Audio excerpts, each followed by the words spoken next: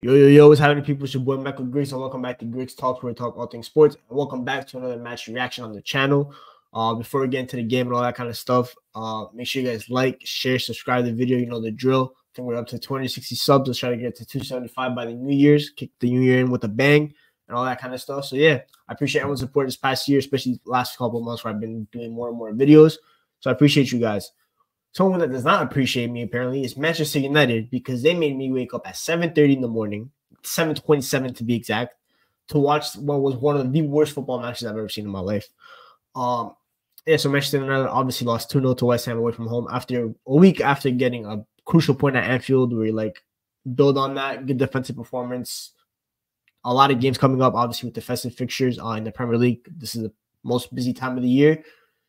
Good start. Can you keep the momentum? And for what is known as Man United, the story of the last 10 years, every time there's an opportunity to capitalize, we fail to capitalize. And that was exactly what happened today. Villa dropped points yesterday, obviously, and they're one of our biggest contenders for top four.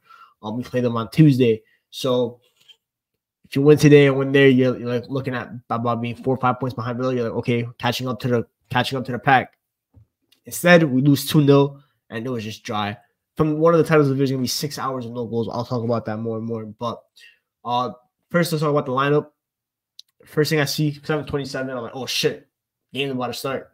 Let me go on Football real quick to check the check the lineup. And the first thing I see is at right center back, Willy Kamwala. You know where you have to when you wake up in the morning, and your eyes are all tired and stuff like that. You have to rub your eyes to see where I'm at right now. That was me when I looked at the lineup. I'm like, yo, am I seeing things correctly? Am I seeing Willy Kamwala right center back? Obviously, the kid's very talented. I've seen a couple of games with him in the academy. I've heard really good things about him. But I was so shocked because I didn't really hear any injury issues about Rafael Varane during the week. I was expecting the same partnership. The only difference in 11 I was expecting, to be honest with you, was Wan-Bissaka in for Dalot, because Dalot was suspended, and maybe Rashford in for Garnacho. Otherwise, I expected the same lineup. Oh, and obviously Bruno's back, so that meant Amrabat was probably going to get dropped. Then I see that. I'm like, okay, whatever. Apparently Varane's probably maybe illness. I know there's a lot of illness going on around England, the club, and all that kind of stuff. I'm like, okay, is what it is. The game starts. When I tell you that might be the most boring first half I've ever seen in my life, I'm not even joking. Sometimes I over exaggerate and stuff like that. I'm not even trying to over exaggerate. That was by far one of the driest first halves I've ever seen in my life. The whole first half was just Man United passing back in their own half and not being able to break any lines. And we had a couple of decent half chances. One good chance with Garnacho, which I'll get into when I talk about more player performances. But it was just so dead. And before I talk about any players, let's just cut to the chase, right? No reason for me to waffle about players. Let's just get to the manager. Straight away, this is just not good enough. Once again, I said last week you had a perfect game plan against Liverpool. You executed. Now you have 1 week to prepare. This is a West Ham team that played in midweek against Liverpool in the Cup. Obviously, they rotated in that game as well, but half those players already played on Wednesday, so they're not even that fresh. You had 1 game a week. We don't have any midweek games other than FA Cup anymore. So you have a bunch of time to go on the training ground, execute your training methods, execute your tactical methods, and try to improve this team and try to get us up the table again. This is the team of West Ham that came into the day 1 point behind us, so obviously it was kind of like a 6-pointer in terms of that. And what do I see? I see the same shit every single week, bro. It's the same shit. 3-1-6. That's all I see, man. I just see a 3-1-6 that doesn't work. That's all I see. I see my DM being isolated the whole game, and when he receives the ball, he has to pass backwards because there's no one to pass to in front of him. Unless he does a nice little clip pass over the top to the fullback who's kind of wide open. My striker is starving. My wingers don't know how to do anything. I have the guy that's meant to be my number 10, that's meant to be my chief creator, playing a deep line playmaker. And then I have a McTominay who I don't even know what position he is, playing whatever. I just see my center backs just passing back and forth with each other. That's all I saw, man. It's just the same tactical issues. Hasn't changed. It's been the same all year. And you know what? Every time Ten Hag gives you after Chelsea, you're like, okay, the pressing finally worked. New pressing structure potentially. Fullbacks back in the press. Like, okay, let's see how it works. Next game against Bournemouth, we got slapped. Liverpool fought hard for a point at Anfield. First team to get a result at Anfield this year. Next game, West Ham away. You're like, okay, tough place, obviously, but try to at least get a point. 2-0. Another game with no goal. we have played 6 hours of football with no goal since we scored our last goal. Our last goal was Scott McTominay against Chelsea. Bournemouth, 3-0 loss. Bayern, 1-0 loss. Liverpool, 0-0 draw. And today, 2-0 loss. 6 hours of football. Do you know how much stuff you can do in 6 hours? That's a whole shift of work, by the way, for some people. That's a whole shift of work. That's a 9. I think that's a 9-2 or 8-2. Like, can we be serious, man? Like 6 hours of football with no goal. That is our longest streak without a goal since I think 1992. And you know what our response that year was? We signed Eric Cantona. You know what our response in January is going to be? Sign Timo Werner. Sign Donald Mallon. God knows who else would we potentially sign. But it's just not good. Well, the football is so bad. Like LVG football is bad. Let me maybe something with we just have to stay away from the Dutch people. I'm gonna be real. We just have to stay away from the Dutch. We have to stay away from the Dutch. It has to happen. We need to put a ban of Dutch in Carrington. No more Dutch players. No more Dutch managers. Nothing to do. Van Persie, the way that we swindled Arsenal for him and he won this league title by carrying us on his back, bro, that was the price we have to pay. Now we have the Dutch are cursing our football club. It's as simple as that. We have to, bro. It's so terrible. 6 hours, bro. You know how hard it is to watch that game at 7:30 in the morning? I'm on about 3 to 4 hours of sleep, and I have to watch that. It's actually pathetic. Like, it's actually pathetic. And you're looking at him, and I've never seen a manager on more borrowed time than Erik ten Hag. He's just on borrowed time. If it wasn't for Ineos and this ownership clarification that needs to happen and this passing of power in terms of footballing decisions from Joe Glazer to Jim Ratcliffe, he would be sacked by now. Surely, he surely had to be sacked by now. There's no way. Ole and Jose got sacked for less. Both of those, when they got sacked, were top of the UCL group. Jose had actually qualified past his UCL group in second place. Ole was top, I think, before playing against Villarreal. When Carrick managed that game. In the Premier League, I think both were in sixth place. All Ten Hag's in eighth. All three were out of the Carabao Cup, so FA Cup was coming up for all three of them. But what is the point of him being here? I'm gonna be real, bro. Today he talked about control. We had control of the game. West Ham didn't really threaten us. Do you know why? Because we just kept passing back. We didn't threaten them. They were sitting comfortable, defending. They did not fear us at all. They had a couple opportunities in transition as well that I think one in the first half where Evans had to make a nice block. It's just, bro, he's putting players into, first of all, and then the other thing is the man management on the pitch and in-game management. Man management aspect. Rasmus Højlund obviously is struggling. He has 0 goals. It's Christmas on Monday. He has 0 goals. He's probably going to go into the new year with 0 goals in the Premier League, which is abysmal for a striker. Do you know how many shots he had today? The same amount of goals that we had in the last 6 hours. 0. He had 17 touches on the football in the 57 minutes. We had 65% possession. 55% of our passes, by the way, were an hour and a half. So just some stats. You guys know I like my stats. What are we doing here, man? What are we actually doing here? What is the purpose? What actually is the purpose? What is the purpose of this football club this year? Like, people keep telling me like emergency meeting. Yo, what is the emergency, bro? There is no emergency. It's just the fact that we're shit. That we're not good enough.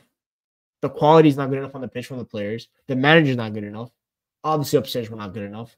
Well, there's no point of harping on about that issue. We already know about that. But Erik ten Hag was meant to be maybe not the one to lead us back to glory, but at least kind of stabilize us a bit. Instead, he's unstabilized us even more because we're even worse than when he took us over.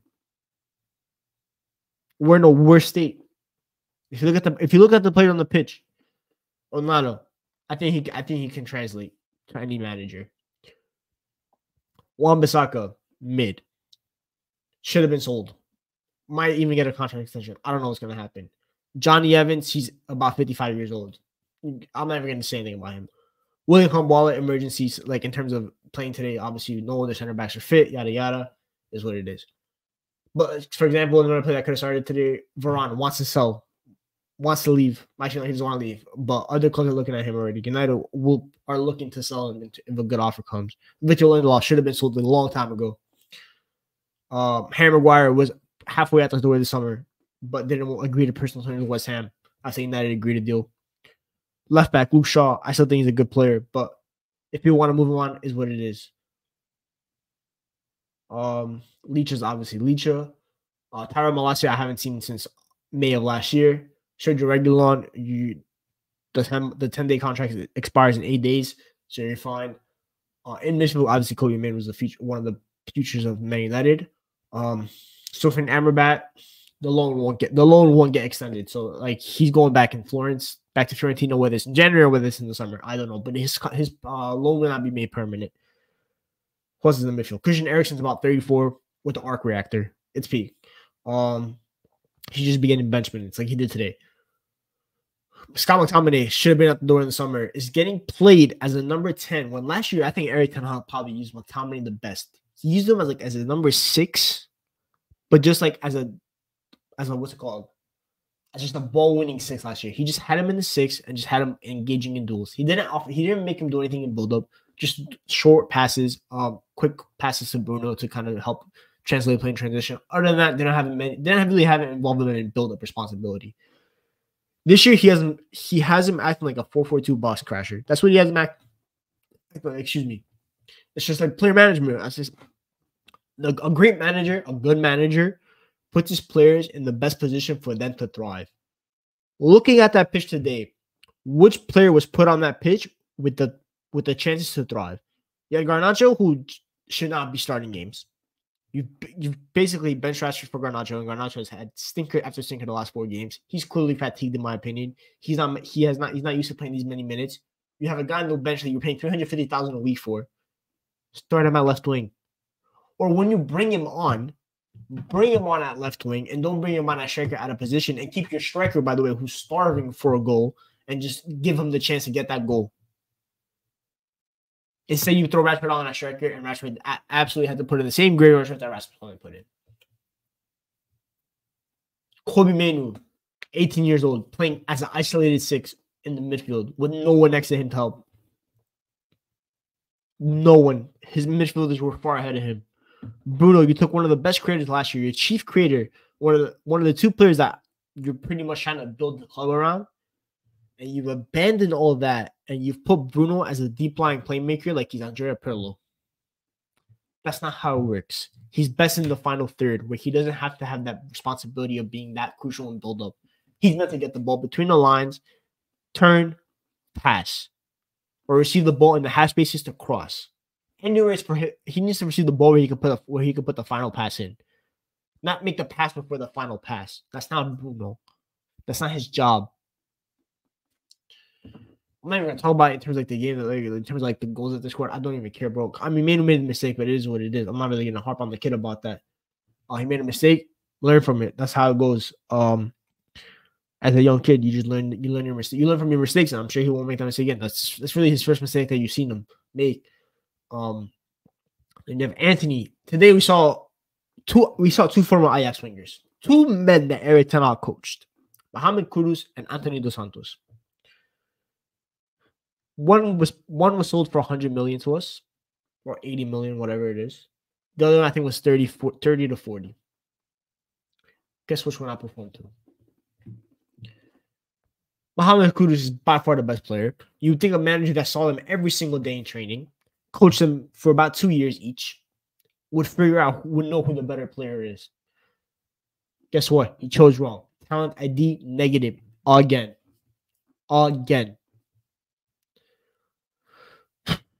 It's actually like so sad. It's December 23rd and our season is actually really over. We're 6 points off of 4th place. Might even be more now. I think Spurs are ahead of City now. City have a game in hand, so it's like 9 to 10 points off top 4.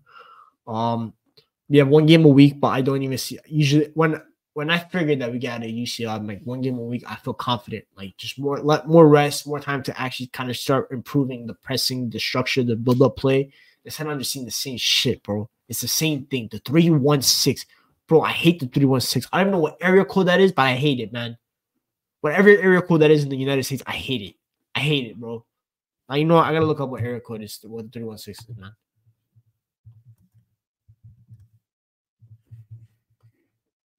Wichita, Kansas, of course, bro. The middle of nowhere. 3-1-6, bro. It's a bit, bro. Whatever happened to just using what happened to using like a 2-3-5? What happened to 3-2-5? Why can't we use that, man? Luke Shaw actually at some point just played like central center back in the build up. Bro, he was just all over the place. Man was just trying to get on the ball and try to help progress it. We had no means of progression today. We absolutely had no means. Mainu was wasted deep. He needs to be where Bruno was. That's where Mainu needs to be. And Bruno needs to be where McTominay is. But our coach can't figure that out because, once again, he's trying to cheat the system. He's trying to cheat the game. You cannot cheat the game of football for a long term. You can cheat a couple of times. Everyone gets away with that sometimes. But you cannot. You're gonna get caught eventually. And Ten Hag got caught about 10 matches ago, and yet he's still trying it. At this point, the reason they're just laughing at him now when he's trying to cheat. Instead of just punishing him, even though teams are punishing him, we're also just laughing because it's just poor. It's just absolutely poor. And yeah, man, I don't even have that much else to say about the game. It was so bad. It's just a horrible game. We didn't create that much, especially in the second half. Second half, we created zilch. First half, that Garnacho miss is absolutely abysmal. I gave my player ratings off of Red Devil Marley website I write for, so make sure you guys check that out. I'll be posted on my Twitter in about a couple hours. I give my thoughts on each individual performance. Give my thoughts on the manager. Spoiler alert: I gave him a 0. Just for me, he has to go. Like I don't even care about ownership anymore. There's no excuse for what he's saying, bro. Ownership is not telling him to.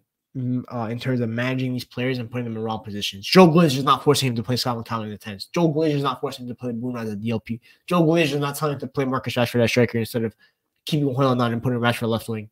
No one's telling him to do all that. And it's not even a point where anymore you can say when this player comes back, when if bro, it's just no point. And as for Rasmus Hojlund, obviously, I feel bad for the kid in terms of he's averaging 1 shot per game. Scott McTominay and Casemiro are averaging more shots per 90 than our striker. In our team, our DM and a guy that was meant to be our backup DM are averaging more shots per 90 than our number 9. He's averaging roughly about 1.2 shots per game. He had 0 shots today. He had 0. He had 17 touches. I know people are getting on to him. I get it. 0 goals by this time of the year is absolutely embarrassing, and he should have probably scored a couple.